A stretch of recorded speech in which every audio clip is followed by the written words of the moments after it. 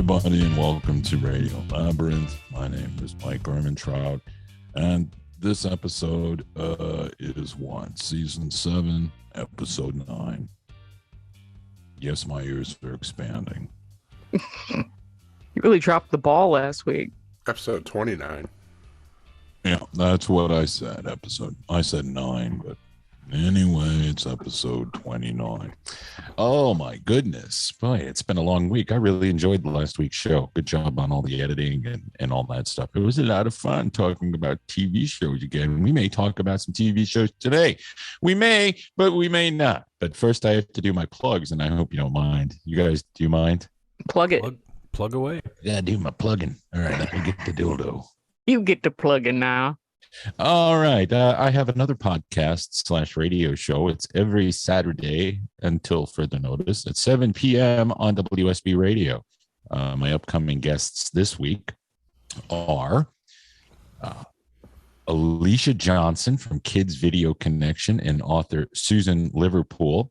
And they're on to talk about the 15th annual Atlanta Children's Film Festival, which is a pretty cool thing where they teach kids how to access and work and create with multimedia platforms. And I love talking to people who do things like this with kids, because it's something that I wish we had access to when we were younger. And I'm sure it helps build confidence. It makes media less, I don't know, fearful or fear-inducing, I guess. But in a world where we're totally surrounded by it, to have mastery of it by the time you're 12 years old is pretty awesome. And Susan Liverpool is a children's book author who created this book based on a dream she had. You can hear all about that. It's called The Lion and the Porcupine, and it's all about bullying and making friends. So there won't be a lot of fart jokes and stuff like that. And but it is a fun interview, and I hope you check it out. Also, this week's episode, comedian Caleb Synan, who, if you're listening to this on Saturday, July 24th, he has 2 shows tonight at the Punchline in Atlanta and one on Sunday the 25th. If you're listening to it after that, I can't help it. You'll have to go find him on YouTube. But he's a funny guy. He's been on Radio Labyrinth before. He will be on the podcast this week. And then coming up, comedian Angela Johnson. Have you guys ever heard of her, Angela Johnson? I've heard of her, but I'm not familiar with her work. Yeah, she's really funny. I checked her out. I've been watching videos of her in preparation for the interview. She's coming to Atlanta on October 14th at the Cobb Energy Center, and she's really funny. And she started out, I think, on Mad TV. She had one of the first viral character videos that went around, like Boricua Queen or something like that. And she used to be an Oakland Raiders cheerleader. She's been on a lot of TV shows and a lot of movies, and she was a fun interview. So look for that one in the future. If you want to listen to the Popcast, you can find it on your podcast whatever's. And also, if you want to listen at 7 o'clock on Saturday, you can tune in to 95.5 FM, 750 AM in Atlanta, or all over the world on the WSB radio app. It's been fun doing that show. I really enjoyed last week's. The lady with the kids book, it made me think of, how you see those stands in people's yards where it's for kids books. You take one. Yeah. They have that for adults too. It's like a take one, leave one library, little neighborhood library. Yeah, we have one on our street that's porn DVDs. That's what I wondered. I wondered if anybody has infiltrated those with something terrible. Those books that Jeff used to buy at the not at the adult bookstore, but there's this like bookshop / tobacco store in Elmira, New York, called, I believe, Turks. Might have been called something else. We used to stop there after we go to the movies because you could buy jam. Leave that out in the woods. They should make one just for cool kids, though. It's like just got kids. It's just got like Stephen King books in it, and more hardcore stuff. But it's just for cool kids. Yeah, the cool kids, not for the dorks. Right.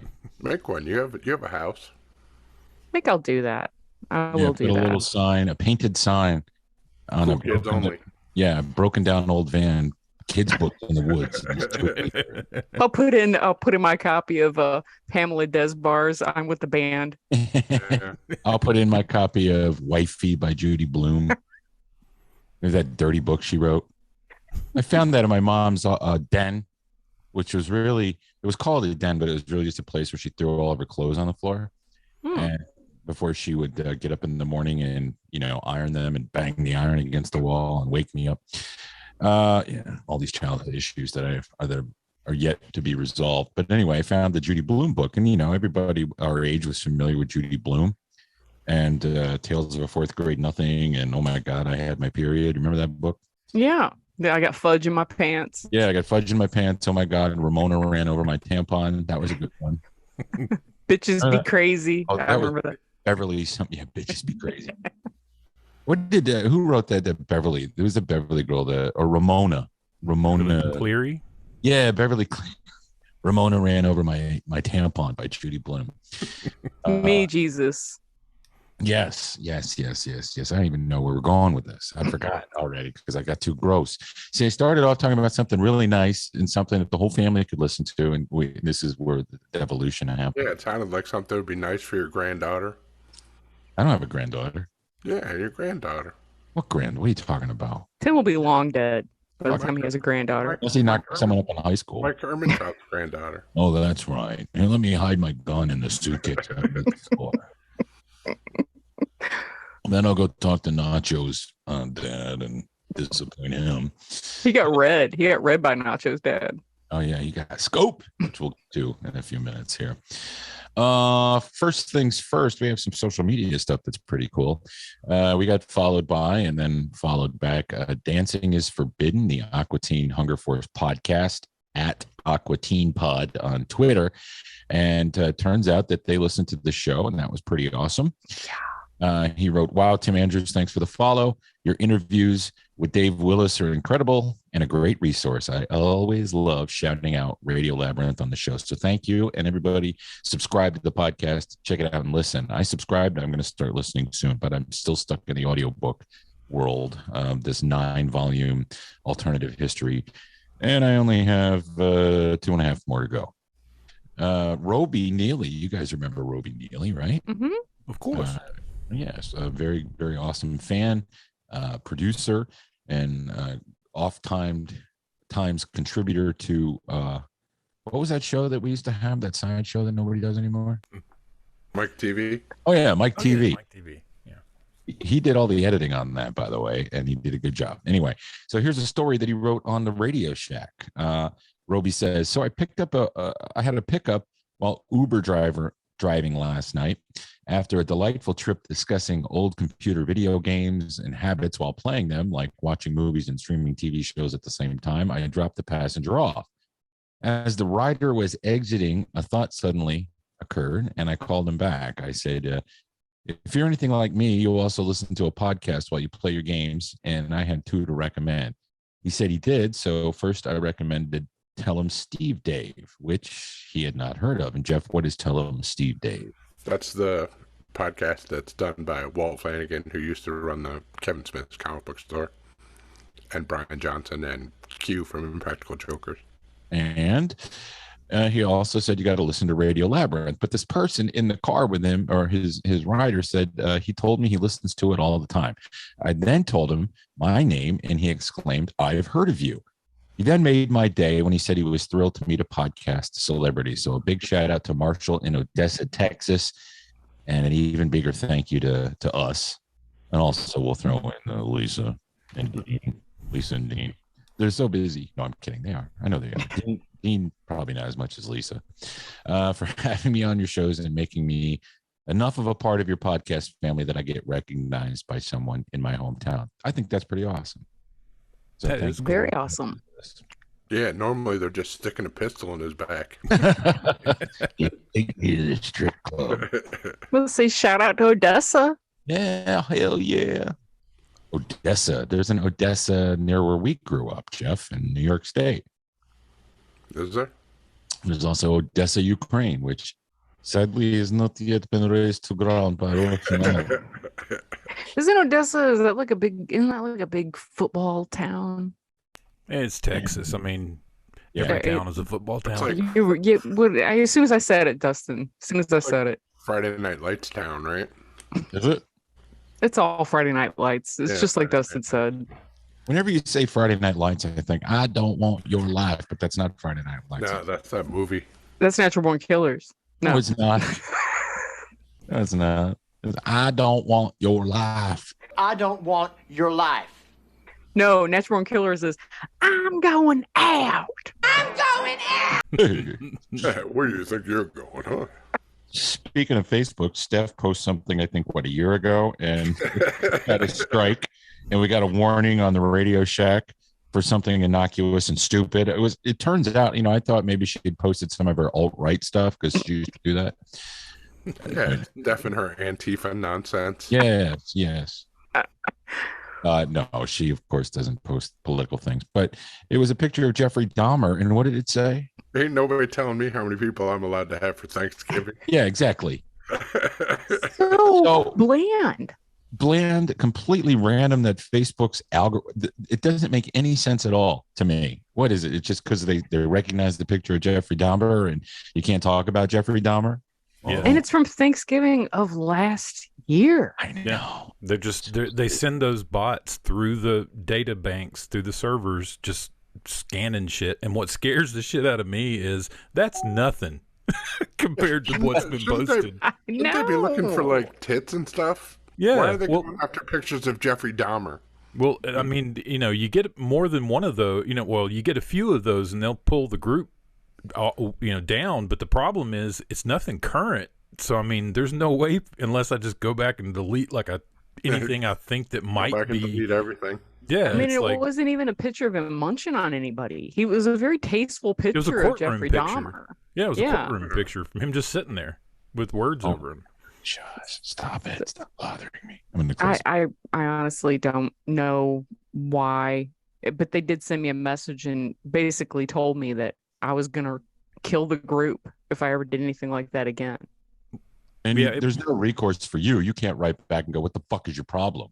They just asked me if I agree with it, and I said, no, I don't agree with it. But they don't give a fuck. That goes in there, I don't give a crap it's all file. No human person's going to look at it. Yeah. I don't even know why they give you the option to not agree with it, because they don't give a shit if you agree with it or you don't. Right. Well, I think the big thing really was it's not so much people posting it in the group, because if it had been just a regular member, they would have just taken it down, which they've done before on some other people in the group. But because you're an admin of the group, you allowed that to be posted, so that's why there was a strike on the group. I blame these goddamn Capitol rioters. They've completely fucked everything up. Mm-hmm. Everything is the Capitol riot now. Yes. No matter what you do, you're about to do a Capitol riot. Yep. It's ridiculous.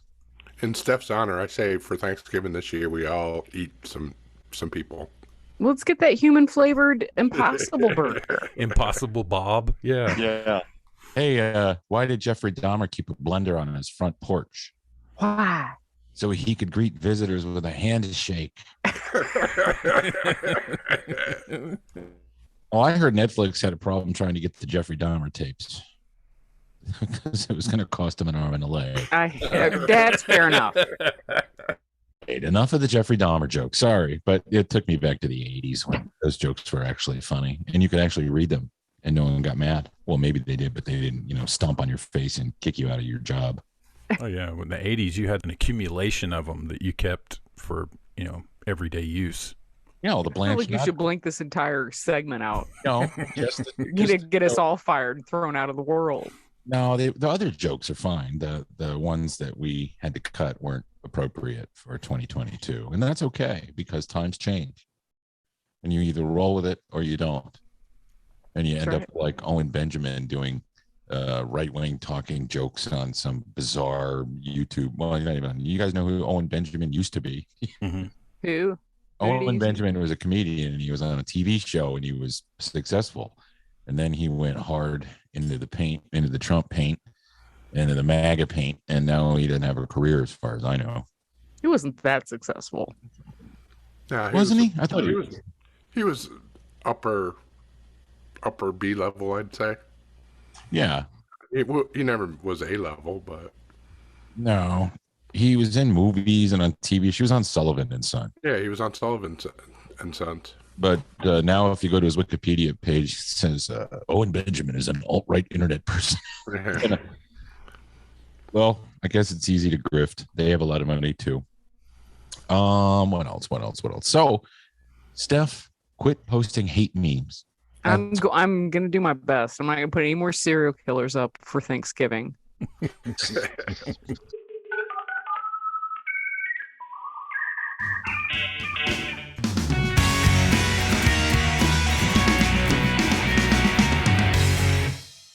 Goes way back. What year was this? 2005 or 6? 2006. 2006, which means I have known you for 16 years. That's right.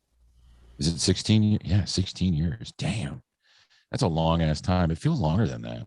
And I don't mean that in a bad way. It just means 2006 feels like 100 years ago to me. Well, we both had a lot of ups and downs over the time. A lot of ups and downs, ins and outs. Drag it out. Yes. But Steph was a regular guys listener. And at this point in my regular guys career, I was just sort of a bit player and a helper. Tim Frazier, Virgin Murray, was still the producer.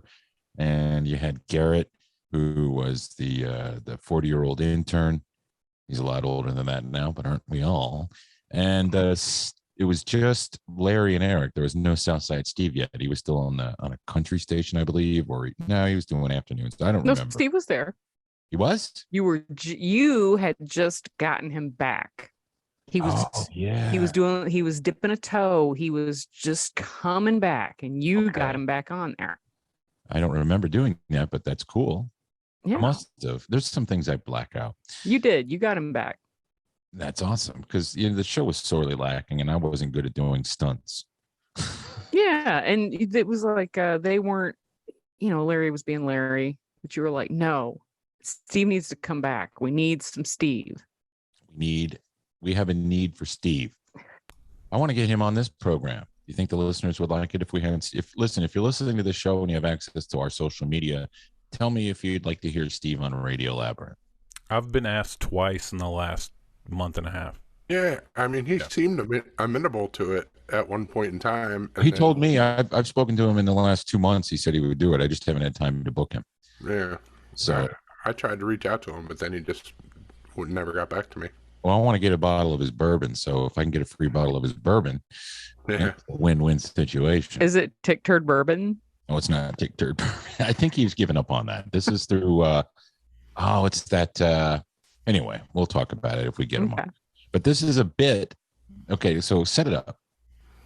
So I was an obsessive listener, like a lot of people were, of the regular guys back in the day. And I used to call in whenever I hear something and I thought I could add something and be a little silly. And Larry had made the comment that small-breasted women were much smarter than big-breasted women. Okay. And so I called in and I made a challenge. I was like, it's baloney. And Larry's like, okay, prove it, bitch.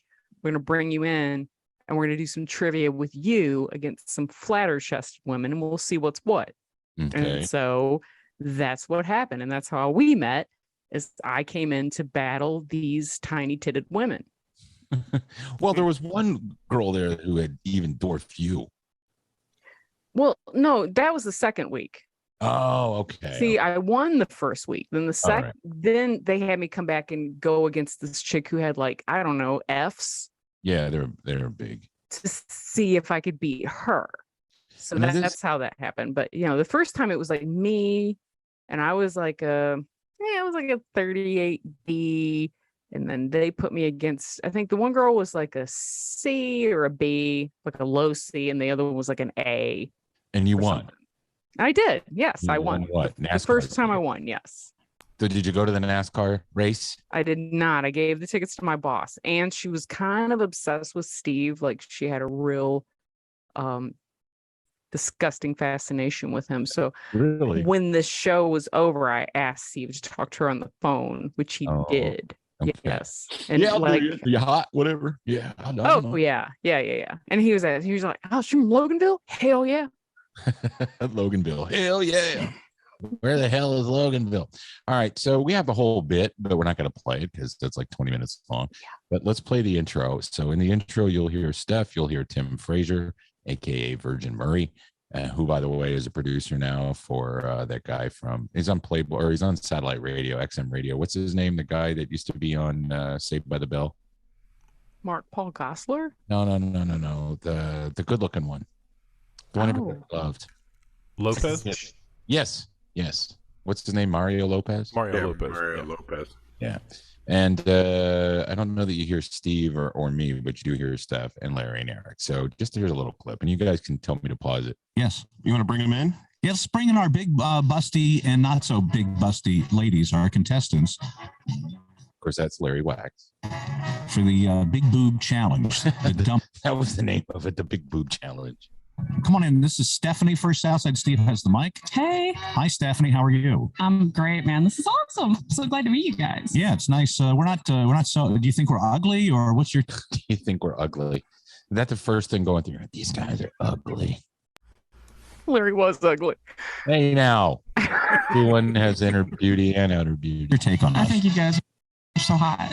We're adorable. We're adorable. Now, wait a minute. You just said you thought they were hot. Yeah. Listen. You pandering because you're on the radio? Well, of course I'm pandering. You're always yes and, Tim. That's yeah. true. Yes, and. Exactly. It was improv rules. Mm-hmm. Where was David Keckner to tell you what to do? That was another heartbreak in the future. Yeah, that's coming up. Husband, actually. No kidding. Oh, yeah. But, Larry, you're my heart. You like me better? Why do you like me more than Eric? I don't know. I think it's just your rigidness. Rigidness. Did he have his pants off? Rock hard. I was a huge Larry fan. I did love his assholishness until it got shown upon me. Yes, but let me tell you, you sound really confident and not afraid. A lot of people come into a radio show and do bits like this. Well, they used to. Now they're all fake, but they would do a bit like that and they get nervous. So good job. Hang on, Laura. Your arrogance. I find it appealing. My rigidness. He's rigid right now. Turgid. Stop looking under the table. Sorry. Well, thank you that's a compliment because I do strive for rigidness and intolerance. Oh, you accomplish it daily. Yeah, you like to be dominated, I can tell. You're very submissive. In the night. Mm-hmm. In the night, I like. In the night. Kill me. Kill me. Throughout the Fucking day, kill you're me. pegging everybody left and right. Oh, sweet God. to be dominated. During the day, I like to do the dominating. Right. Well, you have to make money that way. Exactly. Right. You're a dominatrix. Not many people know that. But at night, you're very submissive and you like to be told what to do. You're very obedient. Yeah. I do all the cooking, the cleaning. You like to be laundry. directed. Yeah. I like taking care of my man. Okay, now you know how dated that is because that's Howard Dean screaming after the 2004 primary when he won in New Hampshire, and then everybody made fun of him. You can remember who Howard Dean was. It completely derailed his entire presidential campaign. He had really good steam until that yell, and it killed the whole thing. I was mad that he did that because I was going to vote for him. I was too, especially when he played that song, the Doctor song. Mm-hmm. Doctor My Eyes. He would play that at his campaigns. Yeah, but it ended up being the lurch, the deep state lurch. Yeah. Wreck Boys.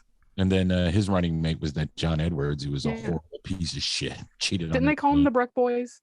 I don't remember what they called because of their hair. Yeah. I like to hunt. Look at my $5,000 shotgun. My wife's dying of cancer, and I'm porking everybody. Yeah, that's Edwards. And then John Kerry's like, as soon as Teresa Hines' husband died, I married her and got all this money. Isn't that great? Ketchup life. He threw all of his Vietnam medals into a big vat of ketchup. All right, here we go. Love it. And you like the fiery rigidness that I possess. And it takes you back to a time where ideally a knight would run through brambles just to force his rigidness on you. Yes, it's the brambles. Yeah. See, now that's, to me, proof positive that Larry Wax is a good radio host because he pulled all that out of his ass. There were no notes. He saw you gave him a premise, and he just went with it. So I think that's pretty remarkable. Yeah. Larry, Stephanie was the first one to call in. Was she the one that started all this? Yes. Okay. And Mario. And Jerky Boys drop.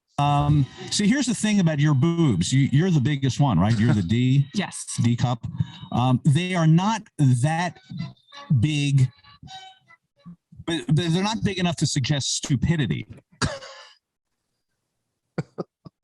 We should call this episode Ancient Misogyny. Because Larry, there's no way they could do this episode now. No. There's Lord, no way. I was listening to all of it, and I was just, it was funny because I listened to it religiously when it was on, didn't think anything of it. Listen to it now, I was cringing, and I was like, this is ridiculous that I have this reaction to it. But yeah, I hear bits I used to do, and all the time, I did these characters, and I listen to them now, and I. Steph, your boobs are plenty big enough to be stupid. Thank you, Jeff. Thank you. All right, there's just a little bit more, right? Hang on. See, now, So, that's what I asked you. but I still think you're dumb, and we're going to test that. Let's talk to our flat-chested contestant. All right, so that's all we're gonna play, right? From that was just your introduction. Yeah. Yeah, that's good. All right. We'll just know that I won this contest on what is the oil that comes naturally from a sheep's wool. Was it Yep. lanolin? It was lanolin, Jeff. Yeah, there we go. I got one even better. Why don't we throw the rest of that audio up on Patreon, and that way the Patreon members can listen to it if they want to relive that. Yeah, do Oh, that. Yes. Okay. Put the whole segment on Patreon. Another good thing out of that was we met Tim. Yes. We've had an enduring friendship. That's right. We should share all the emails we used to send each other with our neuroses. Those have long since been deleted. Am I funny? Am I funny? I'm funny. You're funny. You're funny. But what about me? You're funny. I'm not funny. No, okay. Tim, read this. Read this, Tim. Tell me. I thought good. you were funny, but then I would send you back. I don't think I'm funny. You remember what happened was you got canned like 2 weeks after I was on there. That was when Larry recorded those Mexicans in the bathroom. That's right. And then you guys got canned.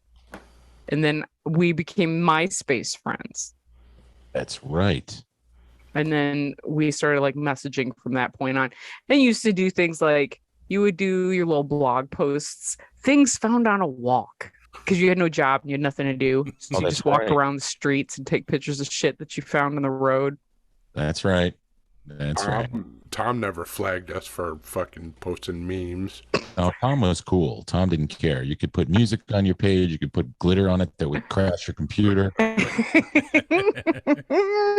And sometimes you go look at somebody's page and the music. It was like going to that "You're the Man Now" dog site. Remember that? No.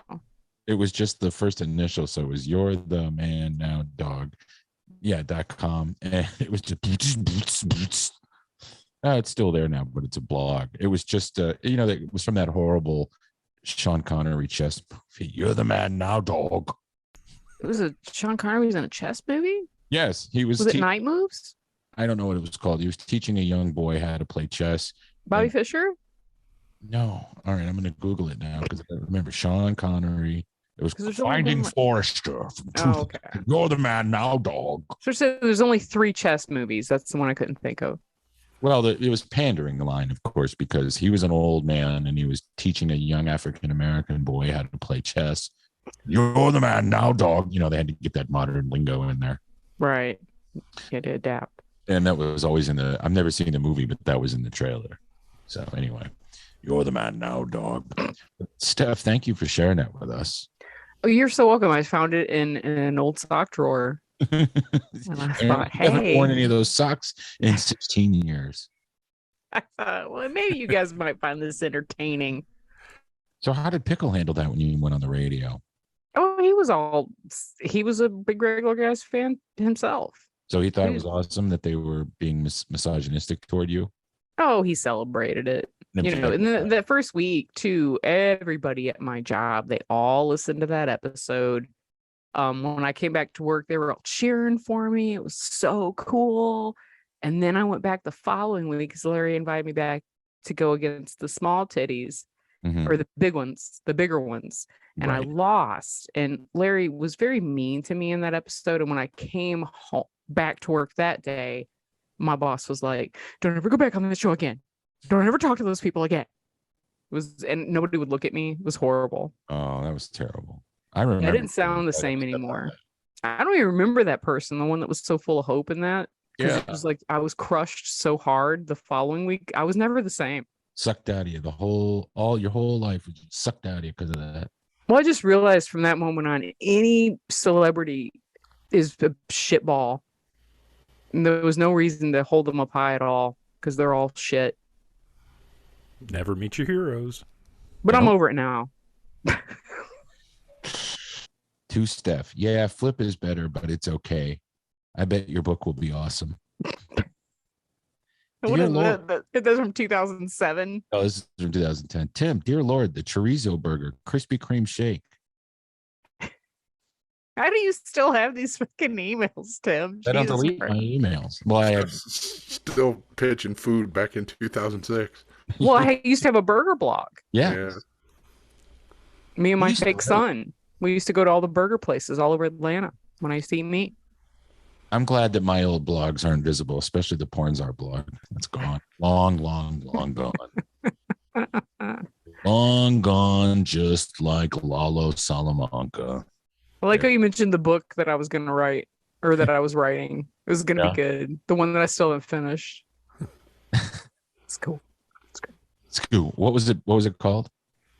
Who knows, Tim? There was like 15 of them. I mean, you can go into my script buddy right now and you can find 4 unfinished screenplays that I've written like 40 pages of and then just stopped. They're like, this is garbage. I'm garbage. My father didn't love me. I quit. Every book I tried to write in the old days, I get fed up and they all died.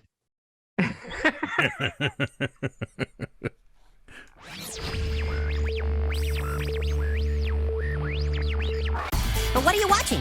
Watching here. What are you watching? Okay, so what are we watching? What are we watching? What are you watching? All right, so we're going to talk about some TV now, a little bit about Better Call Saul. We're all caught up on Better Call Saul. Did everybody watch it this week? Yeah, Time Machine. Yes. Better Call Saul, Season 6, Episode 9, Fun and Games. You guys, I get the feeling they poochied Kim. I know we're going to see more of her, but boy, they really poochied her hard. You know what I mean by poochieing? They just wrapped it all up. See you later. Oh, by the way, spoiler alert. I found it to be a very slow moving but gripping episode. Like, it wasn't slow to where I was bored.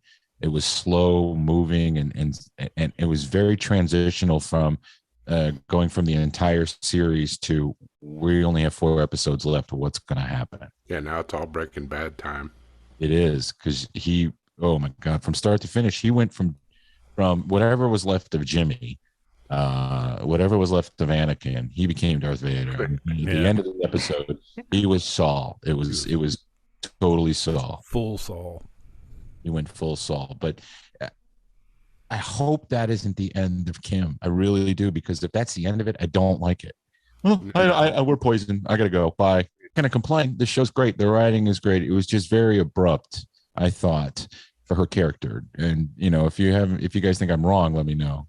No, we've invested so much in her over the course of these 7 seasons. It's yet to just see her go, hey, yeah, I love you, but we're fucking terrible for each other, so I'm gonna get out of here. Right. And that's the end. Yeah. I don't want her to die, so I don't want her to die either. Glad that they didn't do that. It's not over yet. There's still. Yeah, she deserved better. I hope they end up together in the end. I hope that he's near her or has access to her when he's in the black and white scenes. Yeah, when he's Gene. Yeah, they had a very good. That's Gene in the mall, right? Turning the lights on in the department store. Okay. Yep.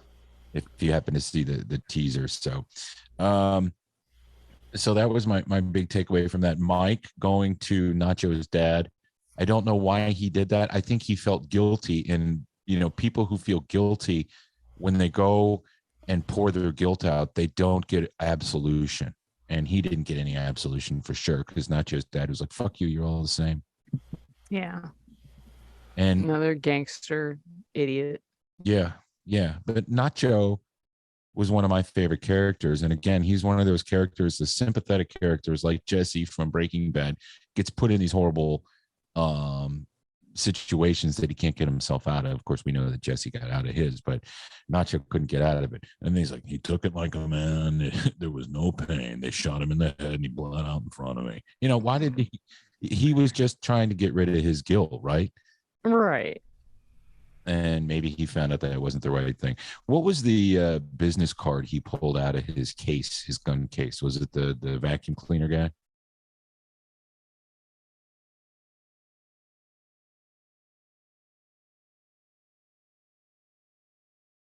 It was the Nacho's dad's. Yeah, it was his dad.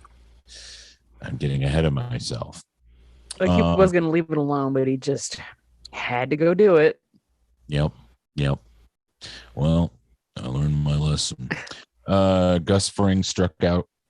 He's such a uptight guy, meticulous fellow. That was the best part when they were reading that note that Hector Salamanca tapped out. Note by note. Yeah. Wait. He dictated that note, tapping on the bell, right, one letter at a time, and that note was like fucking 20 minutes long. So it must have taken him like 6 hours to tap that out. Right. When they were at Don Eladio's. Yeah. Oh, by the way, I thought they should have called that episode "Better Ding Fring." Better Ding Fring. That's what we're calling this episode. Even though I like the misogynistic title, "Better Ding Fring" is. Did you steal that or did you make it up? Nah, that's what I was thinking when they were in that scene. All right, well, that needs to be the title of the show, I think. Yeah, that's great. Yeah, that was a very tense scene as well. And I had no idea. They didn't believe a word of it. Even the twins, right? They didn't believe it. They thought he was nuts. Yeah. Everybody just kind of writes him off. Yeah. And he gets the last ding, doesn't he? Yeah. He does get the last ding.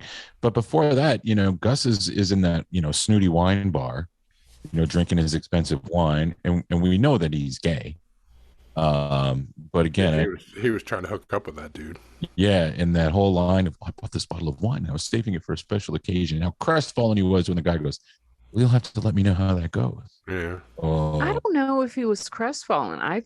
To me, it felt like that guy was coming back. He was into Gus, but Gus decided to leave because going by what happened in the past with his old lover when he got murdered, Gus is just positive that if he hooks up with this guy, something's going to happen to him. So he was just like, fuck it, I'm leaving. All right. That's how I took it. But I took it as that guy letting him down subtly because the whole conversation was subtle. And for someone like Gus Fring, who obviously, because of the culture and because of when it was, it wasn't that long ago, but it was still a time when I'm a businessman. I have to be very careful. They're navigating. He's throwing it out there, casting the net. And the guy with the response, you'll have to let me know how that goes. That was a way of saying either I'm not interested in you or I'm, not like you sexually in that way. So that's how I took it. So maybe I'm wrong. The guy left him to go get something. He was coming back. Yeah, but he had already rejected him. And I think that pissed Gus off. Oh, I guess. I don't know. I didn't read it as a rejection. I felt like that he was flirting with him. And he left the bottle of wine there for him. But Gus is the one who decided that this was not. He wasn't falling for the shit. Because Gus's ultimate goal is revenge. That was the entire reason why he built this empire. It's all about revenge for what they did to his lover. Every bit of it. Right. So to me, that's what I took it like he just wasn't going to be distracted by this guy. Right. He didn't want him to get in the way or take the place in his mind of what his goal was. Yeah. Because he was that's the first time you've seen Gus easy and affable since he was with that guy in Breaking Bad. That is true. He had this easy way about him. It's like, oh, look at Gus. He's having a good time. And didn't know he could do that. And then as soon as the guy walked away, it hit him. Like, no, fuck this. That's not what this shit's about. I'm out of here. I'm going to go kidnap Baby Yoda. But you could be right, Sam, but that was how I took it. Well, we have 4 episodes left of Better Call Saul, and I'm sure all of them will be very fun and interesting to watch.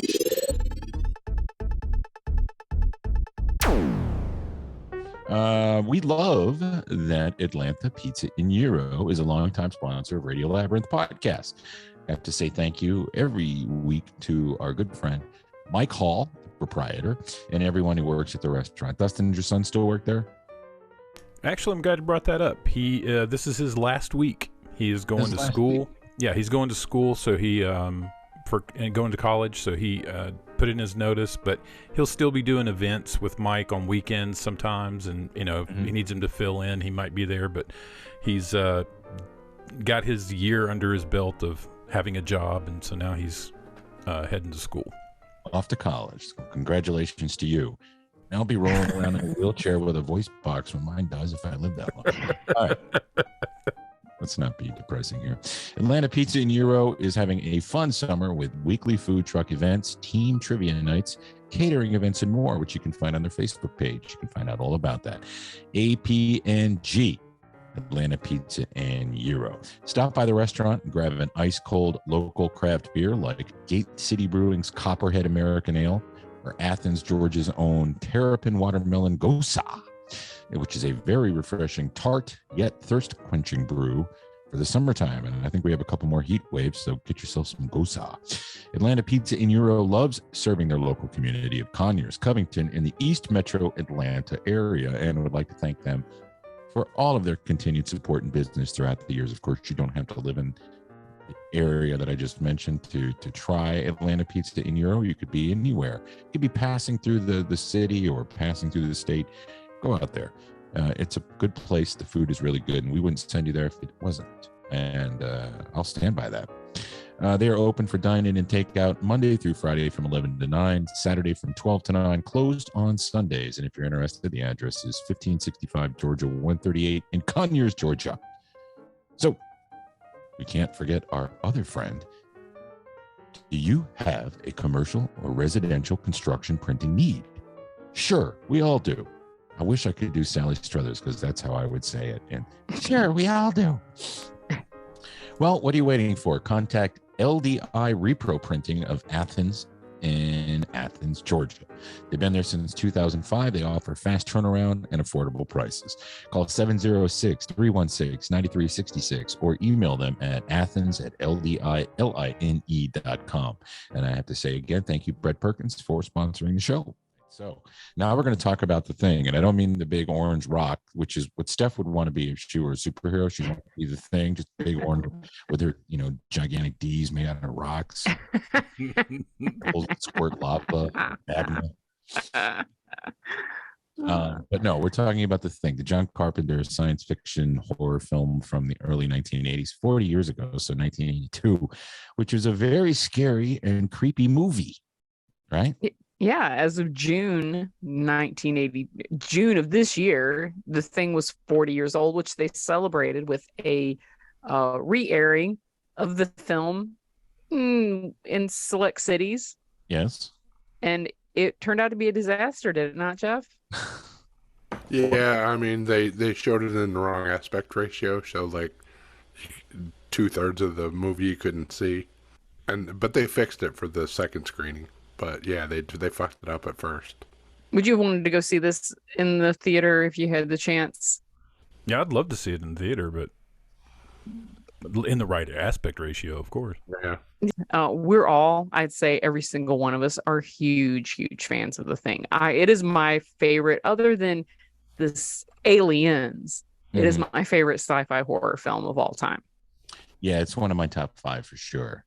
You can't go wrong in the movie. You got Kurt Russell as McCready, Wilford Brimley, Dr. Blair, Richard Mazur, who was one of the guys that played one of the 2 actors who played a child molester in a TV movie, including David Clennon. You had Keith David, who was Childs, T.K. Carter, who was Knowles, Richard Dysart, and Charles, a lot of character actors, Donald Moffat, Peter Maloney, Charles Hallahan, and on and on and on. So it was a really awesome film. And if you've never seen it, I think you should get it. By the way, Adrienne Barbeau did the voice of the computer, uncredited. I just learned that. Oh, really? Mm-hmm. I did not realize that. So are they at the North Pole or are they in Antarctica? Antarctica. They're at a filmed research in British facility. Columbia. Right, and they're at a research facility, and an alien creature kills everyone. Was it filmed in British Columbia? I thought it was filmed in Alaska. It was filmed in British Columbia, and they in one of the stories they said they almost all died because they took a plane as far as they could get, and it was about 4 hours away, so they took a bus the rest of the way. And I guess on these winding mountain roads with no guardrails, the bus like slipped and almost went over the edge with like everybody on it. It would have been horrible. Damn. I know John Carpenter has said that the shoot itself was a nightmare. It was very grueling. And this is like one of the only movies that he ever directed that he did not write. Right, but he also loved the story. It was like one of his favorite childhood stories. And it was almost a Tobe Hooper movie, right? He was going to direct it from the Texas Chainsaw Massacre. Yeah, because Halloween hadn't come out yet. So Carpenter didn't have any momentum behind his name at this point. But it had also been in production limbo for 10 years before Carpenter got it. Really? I didn't know that. And all the fan theories. This one has a lot of fan theories, as far as who died and who was an alien and who wasn't and at what time. And I just listened to an interview with John Carpenter because so many people have these theories about whether or not Kurt Russell at the end, if he was the thing or if the other dude was the thing. And John Carpenter kind of settled it and said that nobody knows. That's the whole point. Kurt Russell bugged him throughout the entire production. Like, is it me? Am I the thing? And he said, I'll never tell. We don't know. That's the whole. That in the studio, I guess, whenever they did the screening, they hated the ending because it was so dystopian and not a happy good time. So he was like, okay, so they did it a different way. And they got the same reaction. So he was like, we're going to go with the original. It's the end of the world. Because there is no hope. It doesn't matter if he is or he isn't. One of them is, and it's just going to keep on going on. And it will be the end of the world, basically. Yeah. Which was a happy, good time. Happy good time. The cinematographer had the people on set needed to know who was an alien and who wasn't, especially the cinematographer. So the lighting guy and the cinematographer got together, and if you watch the movie, anytime you can see light reflected in an eyeball, it means that someone is human. If you can't see the light reflected in the eyeball, they're considered that's what's an alien. And the only time it really rings true is when they're doing the blood test. The one that's the alien you can't see the reflection of the light spear in his eye. But that also means at the end that Kurt Russell had a light spear in his eye.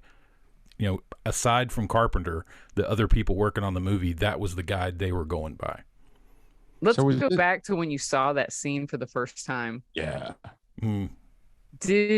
Were you totally freaked out when you first saw that scene? Yes, the blood test scene. Whenever the guy on the end of the bench starts, I mean, I know that I was probably 12 or 13 when I saw this movie for the first time, and I believe it was on VHS. Like I rented it from the video store.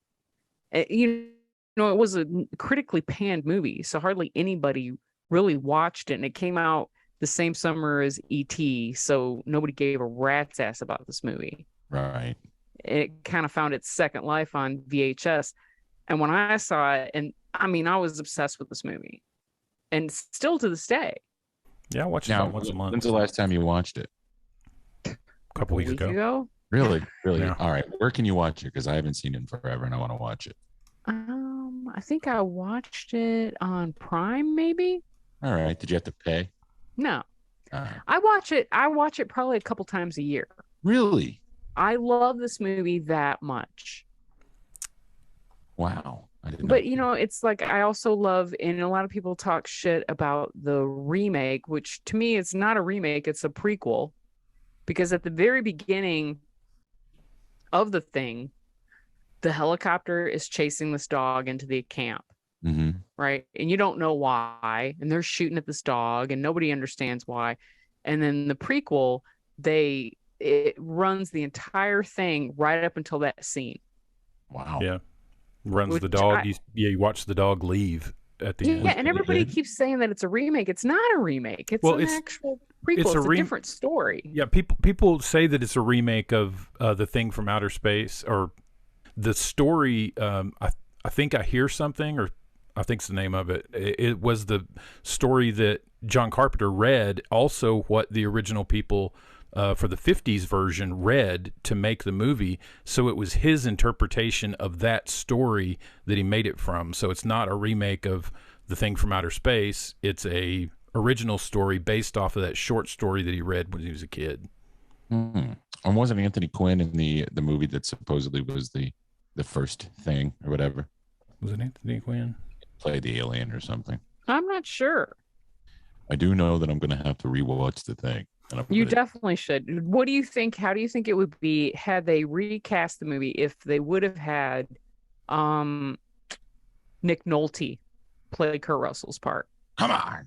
He was one of the first ones they considered to do it. He was so hot by 1982 that I'm not surprised he didn't do it. I think it would have been good. Who are some of the others that they were going to cast? Jeff Bridges, of course, he could have pulled it off. He could have pulled it off. Yeah. Which The Old Man, by the way, nobody's watching The Old Man. I know you guys are all watching it, but if you aren't watching The Old Man, watch The Old Man on Hulu. I'm behind, but I will get caught up so we can talk about it next week. It's such a great fucking show. Such a great show. Sam Shepard. Yeah. Very understated. I don't know if he could have. I don't know. And Chris Christopherson, I feel like he would have played it too big. Yeah. Have to do this. Yeah. Would look good in that hat, though. Yeah. What was his part in that song? I'm trying to think, and I would have burst out, but I was a dam builder. No, that was Johnny Cash. No, Johnny Cash is He was a starship. Yeah. I was a dam builder. That was Waylon. Waylon did. He was the dam builder. I sailed a ship, to the north. I sailed a schooner around the Horn of Mexico. There you go. That's it. Awesome. Yeah. But then it just I rode a rowboat. I slipped and fell into the wet. That's not the same one. But yeah, I think that would have probably been pretty good. Yeah, Chris Christopherson's great. Should they get Wyatt and remake it with Wyatt being Kurt Russell? That'd be awesome. But he's already said he wasn't going to do it. Yeah. They're doing something together now. I just read online. Both of them are going to be in the new Godzilla series that's going to be on. Oh, that's interesting. And Wyatt together are going to be in a Godzilla, and it's the whole, like, they're bringing all the monsters in, so that'll be cool. All those old, I forget the name of the studio, but anyway, they're all going to be in it. I don't think they should just leave the thing alone. The prequel, sure. If they want to do a sequel to it, okay. I'd be into that. Leave it alone. Let it exist in its own world. Well, I mean, if they did it like present day, maybe they put Wyatt Russell in that. Made a whole new thing. Yeah. That I would probably be into. But yeah, the actual thing, no. And even you guys know the effects are still hold up. That Rob Bottin kid, he was only 22 when they did all the stuff, and it still holds up. Some of it is, but for the most part, because it is all real, none of it's CGI, it does look very real. Right. I mean, he's the same guy that did American Werewolf in London. He did all the effects on that, and that still looks good. It does. Transformation scene. Because your brain doesn't go, oh, that's a cartoon, a computer-generated cartoon. No, you know that it isn't real, but your brain can go, oh, wow, that looks cool. Yeah, totally. Thank you for talking about The Thing. I think we should do more of that, revisiting movies. So let's see what's celebrating the 40th anniversary. Better ding The Thing. Better ding The Thing. If you haven't, if there's anybody out there that listens to this show, which I'd say pretty much everybody that listens to the show has seen The Thing. I'm quite positive of that. But if you haven't, The Thing is the shit. The Thing is the shit.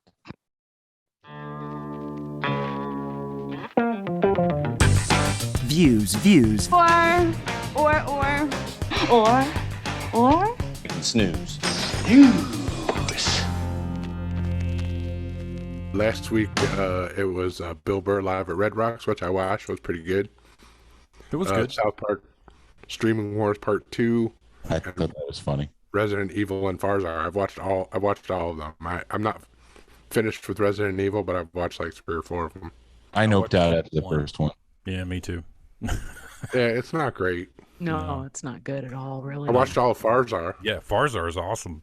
Farzar is funny. I watched the first 3 so far, Yeah. and I laughed my ass off. It is so funny. I can definitely see how they took Paradise PD from it. Right. Yeah, because it's very similar in structure. Mm-hmm. And Dana Snyder is hilarious, and all the characters he plays. Oh yeah, I can't help but hear Dusty every time I hear. Yeah. I like the joke that Lance Reddick's character told when he takes the hearing aid out of the Queen. He goes, "When I put it in, it sounds like somebody's making keys."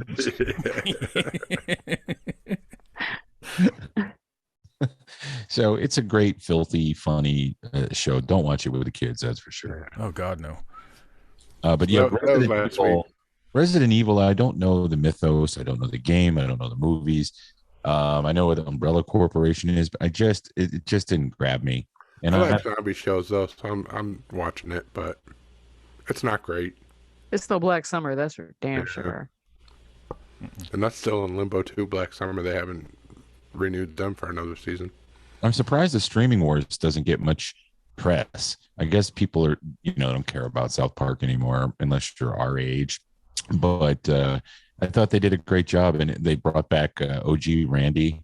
But at the end, it's like, let's get high. Yeah. I enjoyed it. That and Cartman's tits. Yeah. It says, my eyes are up here, Butters. All right, so this week we got The Last Movie Stars on Apple TV. This is Ethan Hawke, 6-part documentary about Paul Newman and Joanne Woodward. I think it looks pretty good. Yeah, he's worked on this for like 5 or 6 years. Yeah. I think Paul Newman is the greatest looking man that ever existed on this planet. Yeah, I'm looking forward to this show. I think it's going to be good. Well, you don't have the Derek Jeter 6-week documentary? I was going to ask you if you were watching that. I wanted to, but it started too late the other night after the All-Star, the Home Run Derby. So that's views on Last Movie Stars, Apple TV. Number 2, The Gray Man on Netflix. I'm on the fence about this one. What's The Gray Man? This is the Duffer Brothers, and it's what's his name? Ryan Gosling. Yeah. No, I'll watch it. It's a maybe for me. I don't know. He's a CIA guy. Yeah. I might give that a views. I doubt it, but I'll say might. And it's like a really big budget for Netflix, like $500 million or something. It's Ryan Gosling. He doesn't do crap. Right. Oh yeah, you're gonna go see the Barbie movie? That looks hilarious. Oh yeah. No.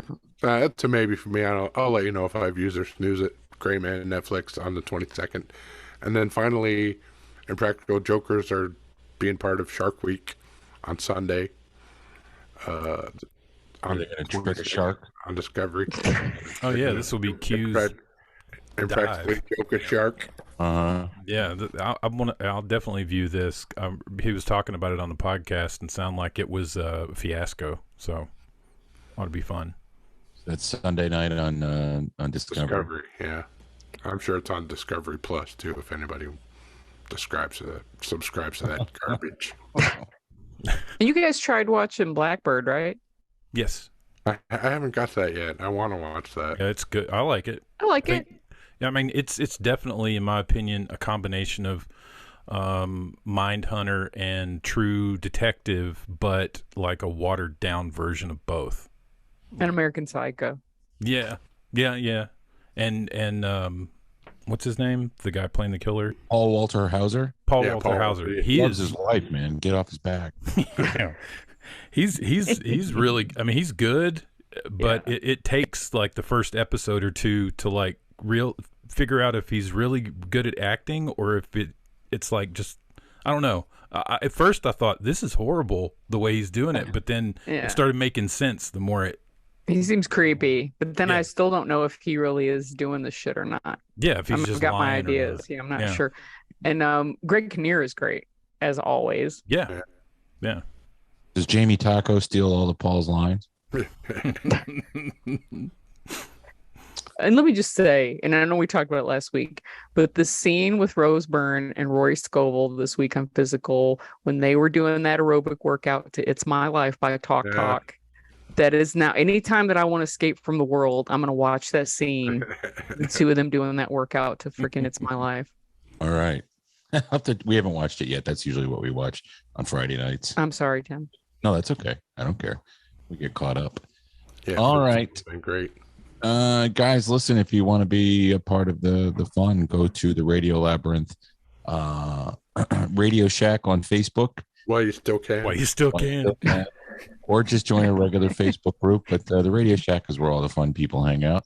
You can follow us on Twitter at radio_labyrinth. We're also on Instagram, TikTok, and of course the YouTube channel. If you're not watching it, you should. And if you just prefer to listen, please just go and subscribe to the YouTube channel. That'll help us out, especially Dustin, who does all that great work on the Radio Labyrinth YouTube channel.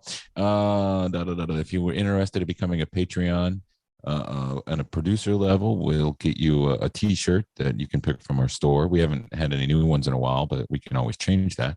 That's patreon.com/Tim Andrews. And what else? I will say, just you better get to the Radio Shack before they come after me for my Richard Ramirez Christmas meme that I put up last year.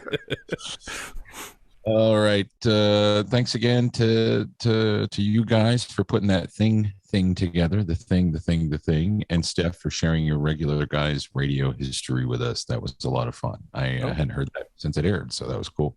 And Patreon members, make sure to check out all the audio. We'll post that. Well, I'll tell you one thing. You're definitely going to come away from it thinking that I am dumb as fuck. Because there's a lot of questions that I should have gotten that I did not. So, yeah. All right, you guys. Thank you very much. Please remember that. Next week we have guests from Little Bites, Larry and Emily Johnson, talking about their new restaurant, and we'll leave it at that. Let them a little bit of a tease. Leave you wanting more. Speaking of food. And we had Larry on before, whenever he was doing improv. Cineprov. So he's the funny guy. He can roll the punches, and we will talk to them and you next week on Radio Labyrinth. Until that time, please remember to keep it heavy.